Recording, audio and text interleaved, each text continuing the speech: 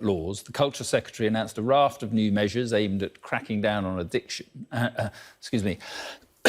addiction and the power big firms have on those who regularly bet. It follows a number of cases in which people have taken their own lives over their addiction to gambling. The measures include these: forcing companies to step up their affordability checks, giving extra power to the Gambling Commission, enabling the regulator to block illegal online gambling sites.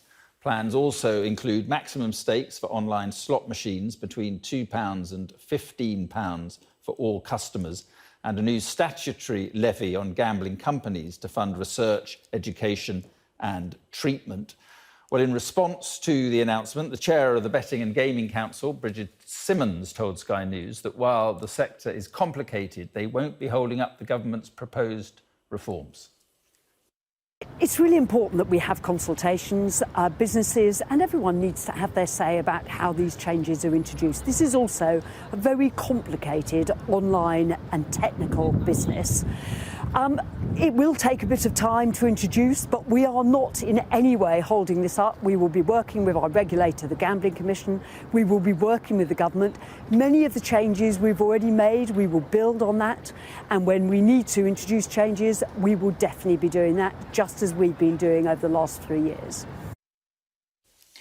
Joining me now is James Grimes, the Head of Education for the charity Gambling with Lives, which supports families bereaved by gambling-related suicide. Thank you very much for being with us, James. So do you think this white paper goes any way to helping those that are or could become harmed by gambling?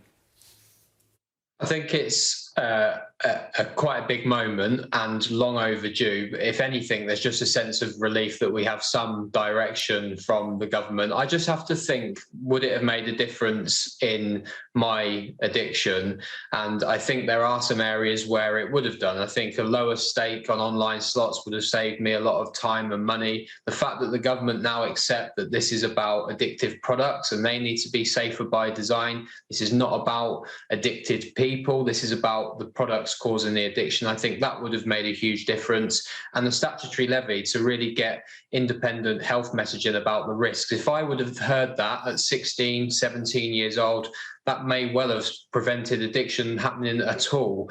So I do welcome that. But I have to say, there is a huge glaring missed opportunity here, because it looks like they're doing pretty much nothing on advertising, and every single one of us are constantly encouraged to use this online casino in our pockets through advertising on TV, on radio and across sport every time we watch it.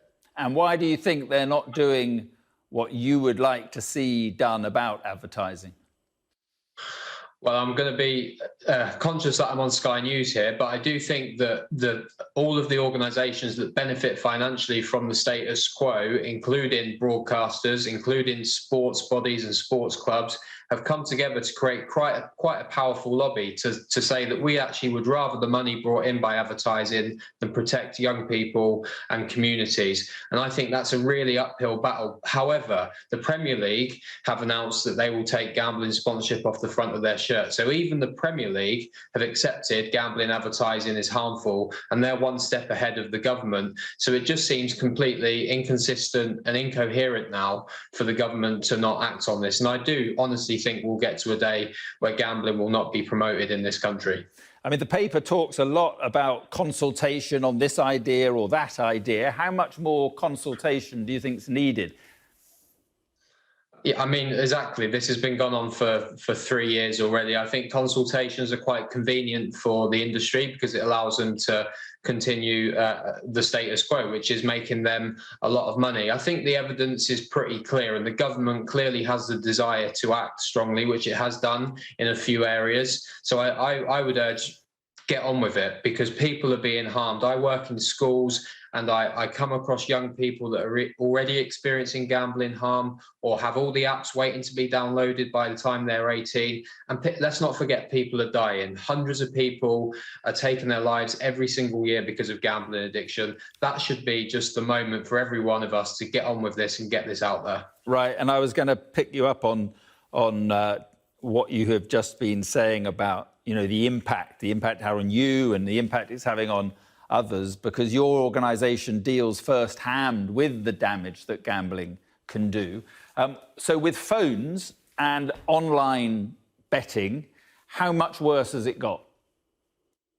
I think the proliferation of online gambling combined with the amount of advertising we've seen has been a complete perfect storm, which has created this normalization of gambling where for one example, people think they have to have a bet on to watch the football, but the real harm happens where people are drawn in originally probably through sport or through bingo, and then they're cross-sold the more addictive products like online slots, which have been acted on today, and online casinos. And what happens as someone that has been there is you have no one to check on you, no one to intervene. So you have all of this addiction and all of this shame and all of this guilt entirely by yourself. But the only people that do know how much someone is gambling and how much time they're spending gambling is the gambler and the gambling company. And that's why it is welcome. There looks like there will be some interventions, but at £1,000 a day, I would argue that is still a lot of money for someone to gamble before they're checked if they can afford to do that. Right, they've only got 30 seconds left. I mean, is there a balance, though? Would too stringent reforms drive some customers to the unregulated betting markets? No, I don't think so. The Gambling Commission said that that's not an issue. Obviously, it is there and it does exist. And I don't think any of the reforms we would propose would do that. This is not an anti-gambling stance. This is about common sense, preventable public health measures which would prevent the harm in the first place. Don't think we should use the black market to scaremonger. OK, James, appreciate your time this evening. Thanks very much for coming on. Thank you. Cheers.